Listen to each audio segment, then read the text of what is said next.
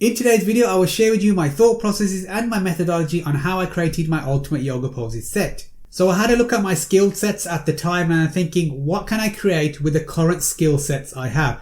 So I don't have any 3D modeling experience whatsoever, very limited knowledge. What can I do with the skills I currently have? So I decided to go with posing. I thought that's the easiest one to get into to create a product and to also stretch my abilities on posing as well, so I can take that to the next level. So I went to the DAZ 3D store and started to do some research on poses, and I typed in poses and up came over 3,000 results on poses. So I was looking through these poses and I'm thinking, how can I create, what product can I create? I'm doing research here. How can I create a product? What do I need to look for? So it's basically just research at the moment. What's inside a poses product? What do I need inside my poses product? So as I'm looking through here, I'm trying to differentiate myself. I'm trying to pick an area, something that I can do that's unique and stands out. And one of the things I decided was, let's do yoga poses, because there doesn't seem to be a lot of those around and it's a very specialized area. So I'm narrowing down my focus. I'm not trying to look at what everybody are doing, what everybody else is doing. I'm trying to narrow down my focus. So when I narrow down my focus, I'm able to create a product that actually works for a specific area, a target audience. So you want to looking at a target audience. You don't want to go wide. You want to go deep. You want to narrow your focus down. So up here, I'm just going to I typed in yoga poses. So this is the exact same process that I went through. I typed in yoga poses here and up came about 26 yoga poses. Now, not all of these are yoga poses, obviously, but they are to do with very, extreme limb poses, shall we say. So I'm going through and I'm having a look at everything and looking at all the poses, and I'm just seeing what can I do, what do I need to know, what do I need in my product. So for example, if I look at this one here, I looked at this one here, Zedicus. Everybody knows him, he or she. Zedicus creates a lot of pose sets. So I thought, let's have a look at what this artist creates, because I like the pose sets that this person creates. So here I'm just doing some research still. And I'm looking here, and this is very overwhelming, especially when you're creating a new product, you're trying to create something, it's very overwhelming. So here, as I'm doing research, I'm seeing, okay, they've got yoga poses and they're mirrored poses. Okay, so I need mirrored poses in my pose set. Great. So I'm looking around and there's a wide variety of poses. So that's very overwhelming. And I thought to myself, that's too many for me to make. Because if I decide to make a product like this, it would take me months to create it. And I wanted something that I could create because I just wanted to see if I could meet my challenge, which is to create a pose set that sells. So I was looking at these poses. There's too many poses here. So I narrowed down my poses to having about 10, which is my initial number that I created was 10. So I wanted a minimum of 10 poses, and those 10 poses had to be mirrored. So that came up to 20 poses. And then over here, we've also got partials. So partial arm movements here, partials for the neck, and expressions as well. And that was obviously too much as well for me. That would have made too much work for me. And I decided again to narrow down my focus. So my focus was, I'm going to create yoga poses for Genesis 8 females, and they're going to be 10 yoga poses that are going to be mirrored. So those are my 4 criterias right there. I'm not going to worry about expressions. I'm not going to worry about partials. We are going to keep it very focused and narrow so we can get this product completed. You don't want to go too wide. You want to narrow your focus, because that's where your creativity comes in. That's where your intelligence starts to kick in. You want to have those limits. The limits, when you have limits on yourself, you can create wonderful, magical things. So that's awesome. I now know what I'm doing, what I'm creating. I need some reference material now. So I need my product to look completely different to what somebody else's looks to. So what I normally do is I look for most of my ideas on Instagram, social media, because that's where I find most of my ideas. I'm scrolling through, I see something, I bookmark it, I'm like, yo, I'm going to do that. That's awesome. And that's where I find my ideas from. Remember, ideas in equals ideas out. So if you don't get any ideas in, whether you're watching TV, whether you are looking through a magazine, whether you are just on the internet or you're on a YouTube video, whatever it is, remember, ideas in equals ideas out. So I'm scrolling on Instagram and I'm trying to find some yoga poses that don't look like anybody else's yoga poses that I've seen in the stores. So I came up upon this person on Instagram called Katie. Her actual Instagram handle is at the Exit Strategy. And when I click on this, you'll notice that her yoga poses are very extreme. She's very flexible And this looks like it's something very difficult to do inside DAZSTUDIO, but will also push my skill level of my posing to that next level, which is going to help me as I progress on my journey. So I was looking around, I thought, okay, I've decided I'm going to have this person as my reference material. They're going to help me create my ultimate yoga poses set. So I'm looking around, I'm thinking, right, I need 10 poses. I need to pick 10 poses that really do show off the ultimate yoga poses title to the best of its ability. So I decided to start off with this one here. This one looks very familiar. You'll see this is the initial one that I started with. Yoga pose set number 1 was based on this one right here. And the way I set up my yoga poses, the way I actually used it as reference material is just like I'm going to do it right now. So I moved this window across here.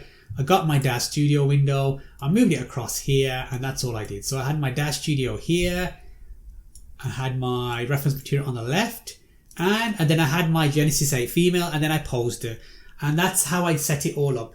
That's how I actually started to create my yoga pose set. I have my reference material on the left, and I have my actual DAZSTUDIO on the right, and I just started to do it from there. So the process I used to create this pose here, to copy this reference material, is the exact same process I use in that poses tutorial. So click the link here if you want to see that at the top right. That's going to help you. I'm using the exact same thing. I'm going to go over it very briefly inside this tutorial right now, but I highly recommend you check that tutorial out here at the top right. So here what we've got a plane here to simulate the floor, which is going to simulate this floor here. We've got a plane here to simulate the wall, which is this wall here. So when we move our camera around, we can move around our axis, and we can see that our hands are touching very briefly going through the floor here. You're not going to see that with this pose here, like here. You're not going to see that, but it shows you there's no gaps basically in the hand and the floor. And then we've done the same here for the wall here. We've got the toes touching here, going through very slightly, and that's going to simulate the actual touching of the feet on the wall here, so to speak. Now, as you can see, this pose is not exactly 100% like this here. You can get it, you know, it's very difficult to get it 100% because obviously we're limited to what the bones can do inside DAZSTUDIO, but you can get very, very close to where it's plausible that this is a yoga pose that somebody can do in reality, which they can, obviously, as you can see here on the left. So again, when you are creating a pose like this, when you're doing your pose set, you want to start off with a Genesis 8 female. If it's a female pose set, with the dev character, the development character, and that's what we use here. Of course, if you're creating a pose set or a set for a male, then you're going to use a Genesis 8 male dev character as your base pose. So this is your base pose. This is going to be our initial base pose. So obviously we go and save this, which I'll show you now. We go to File, Save As, and we choose a pose preset. And then I'm just going to call it Yoga Pose 01. Now, essentially, you want to save it in the correct place as well. So at the moment, it's in my DAZ3D library, P4, Genesis 8, female. You actually want to create a separate folder where you're going to save all these base poses so you don't get mixed up. Now, what I did is I created it in one place and I got mixed up. So don't do what I did. Go and create a separate folder somewhere else on your desktop. Doesn't matter where it is, and save the pose there. So I highly recommend you do that for your base poses. So obviously I'm going to do 10 of these. So for each of my base poses, which is my Genesis 8 female development character, I'm going to save them in a different folder. So I'll save it here for now. And the way we save it is I just want to go to this arrow here and I want to do check only and all rotations only. So we're just going to check to make sure everything is where it is. And it should just be all the rotations, which is correct. So anything that we've turned, twisted, bent, it's going to be saved, and it's going to save the pose as it is. We don't want to save the coordinates. We don't want to save the actual translations. So that's why we did rotations. I want the pose wherever this person uses this pose in their scene, it's not going to move it to the 00 pose per translation area. It's going to leave it where it is and just apply the pose. That's why we do all rotations. So I'm going to do accept. All right, so that's saved. Excellent. Okay, so now we need to create a mirrored pose, and the way we're going to do that is look at our figure here and see what needs to be mirrored. Now, luckily enough, we don't need to mirror the whole body. We just need to mirror the legs for this particular pose, which is quite easy and straightforward. Sometimes you need to only mirror one side of the body, and that gets a bit more complicated. I'll cover that very shortly, but let's go through this one. So all I know is I need to just create the mirror of the legs here. So in my scene tab, I'm going to go to the actual part of the bone that we're gonna mirror, which is the pelvis, because the left thigh and the right thigh are attached to the pelvis. So we're just gonna rotate at them. We're gonna mirror this section only here. We're going to mirror this section only here. So again, we go to edit, we go to figure, and then we go to symmetry, or you can use Shift and Y as a shortcut to go to this screen here. So now we've got this screen, we go here, right, nodes, selected node, which is going to be this one here, pelvis. We're going to start from the pelvis node. Propagation, we're going to need recursive, meaning I want you to go through everything from the pelvis all the way down, all the way to the toes of this bone, of this bone, all the way down. It's going to recurse all the way down through here till it gets to the toes. Direction, we want to swap left and right. So I want this leg here to be here, and I want this leg here to go there. So we're going to swap left to right. Trunk nodes, we're going to leave alone. We're not going to touch any of that. Here, we don't need the scale. So remove the scale. I don't want any scaling. Translation and rotation, that's all I want. I'm going to hit accept, and you'll notice that the legs swap over. There you go. So now our leg that was on the left side, which is higher up, like this one here, is now on the right. And our right leg, which was lower down, is on the left now. So we swapped it. Fantastic. So we can just turn the camera around and just make sure things are okay as they are. And there you go. That's how you create a mirrored pose for like one part of the body. Very straightforward, very easy to do. Now obviously you would save this again. So file, save as, pose preset. Got to select our character first. File, save as, pose preset. And then we would choose yoga pose. Yoga pose 01, and I will call it mirror, something like that. So it's a mirrored pose. So I know it's the mirrored pose, and save. And then again, we just want all rotations only. We don't want no translations. And click accept. There we go. So now we've got our initial mirror. We got a mirror. We got a pose 1, and then we got the mirrored. Now we have 2 poses. Fantastic. Here are the base poses I created with the Genesis 8 development character. So you can see all of them here, and you probably notice one thing, there are not 10 here. And the reason there are not 10 here is because I decided as well that I only wanted to use 10 characters, and having an additional 3 more poses would have been too much work, would have taken too much time, effort, and energy to create. And I was thinking, as I was creating the poses, I was starting to add more and more work towards it, and the product would never have ever been released if I kept increasing the amount of work I had to do. So I decided to cut it off at 7. I said, that's it, no more than 7, that's fine, because we're going to be creating these poses for 10 other characters as well. So again, I narrowed down my focus, I set my limits, and that's where I stuck at. Otherwise, you can keep creating, keep extending your product, and you'll never get it finished. You never actually get it on for sale. So you've got to think about that. You must limit yourself to what you can do so you can get the product out for sale. So here, this is Babina 8. I just want to show you what happens when we actually apply the Genesis 8 female pose here. So let me just go to my poses. See if we can find it. Poses, saved poses. Sorry. Saved files and poses. Right, there's quite a lot here, just bear with me as I go through it. Okay, as you can see the way I saved it, not a great idea. It's not in any, you can't make heads or tails of it. It's all in my saved poses. Not a great idea. So that's one thing I wish I did. It was to save it in a separate folder and then navigate to that folder using a content library to find all the poses. I can actually do that. So I believe it's in my DAZSTUDIO library. It's in my people, it's in Genesis 8 female, it's in poses, there it is, bad art, there's ultimate yoga poses, so there it is, okay. Genesis 8 female, just wait for that load. So when I apply this pose 01 set, just to make sure it's the right one, I think it's the mirrored pose, this one. Yeah. So apply this, when I apply this Genesis 8 female, you'll see that it changes. So there you go. I've applied the actual pose here that I saved, and you can see there's some something going wrong here. So when I apply the Genesis 8 pose, somebody applied the Genesis 8 female pose. This is what would happen. You would go through the actual floor here, and this is the testing phase. So I did this for each character. I started to testing. So you have to actually start to test your own props and make sure things work. So I went through each character, I applied the Genesis 8 development pose on there, and for each of them I saw what happened, and then I realized I made a mistake, which was the hip joint was not set in the correct area. So when we go to the hip joint, the hip joint was set to translate minus 938. So obviously when I saved it, I didn't save it in the correct format, and as you can see, I have to make the changes here. So again, testing, very important part of your product, especially when it comes to poses. You must test them, and that takes a very long time to do as well.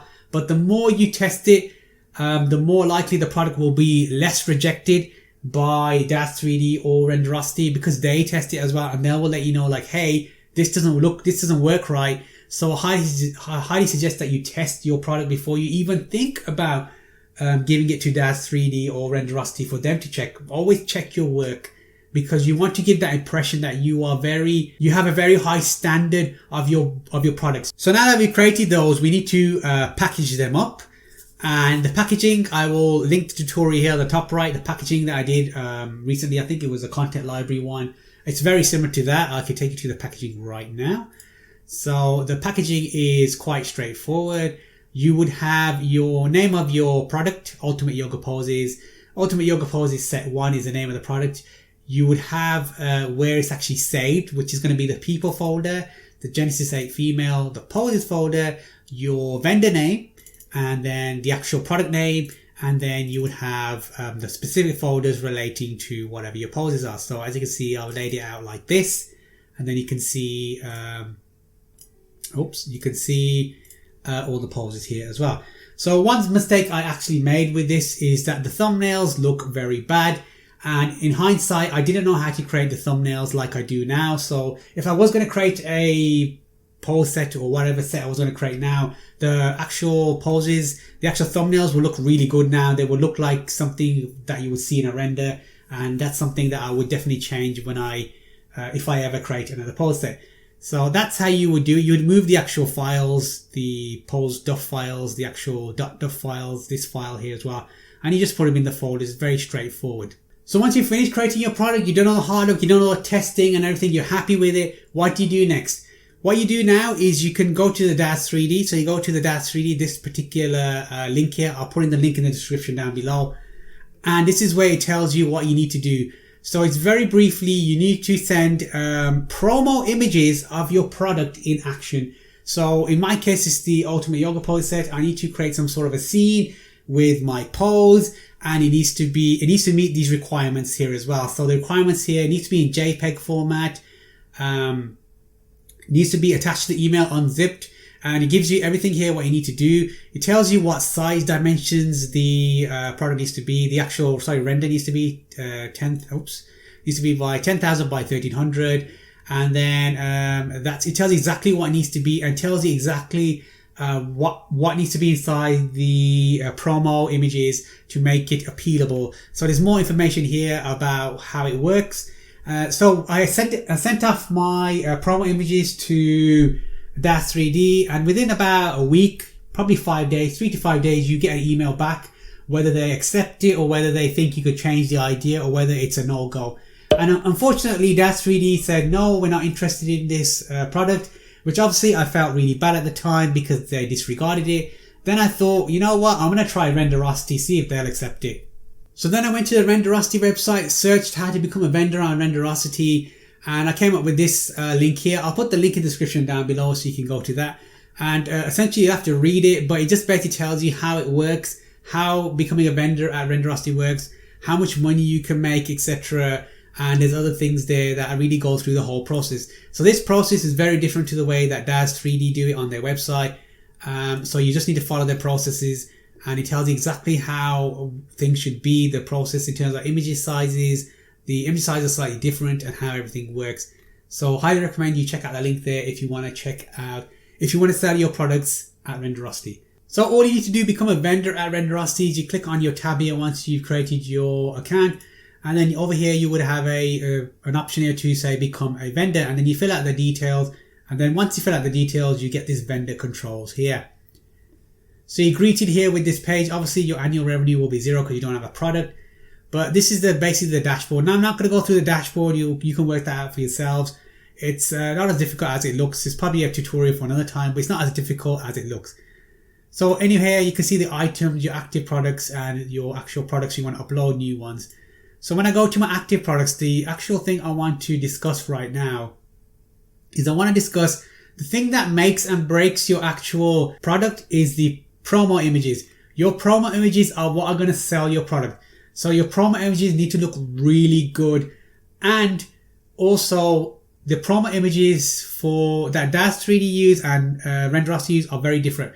Now DAZ3D allow you to use post work on your promo images.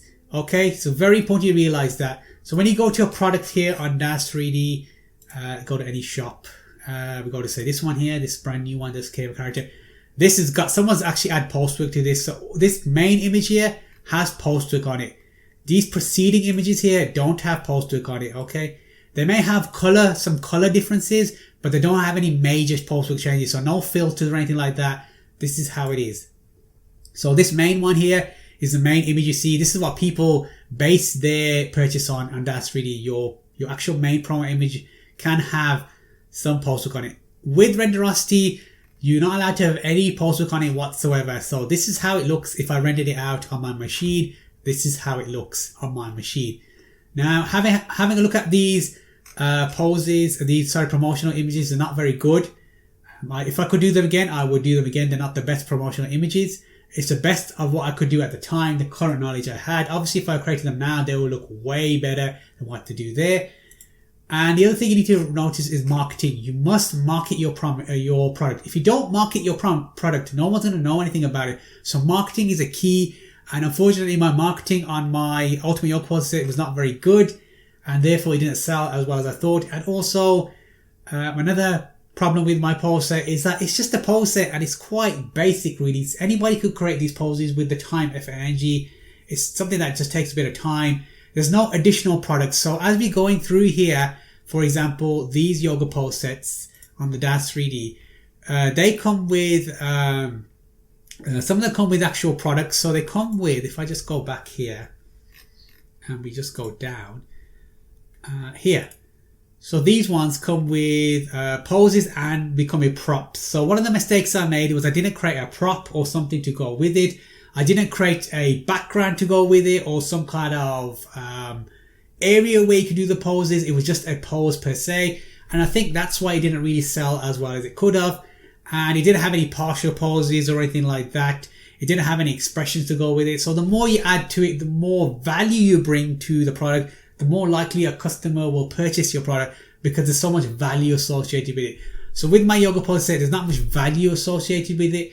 And therefore, I don't think it didn't sell as well as it could.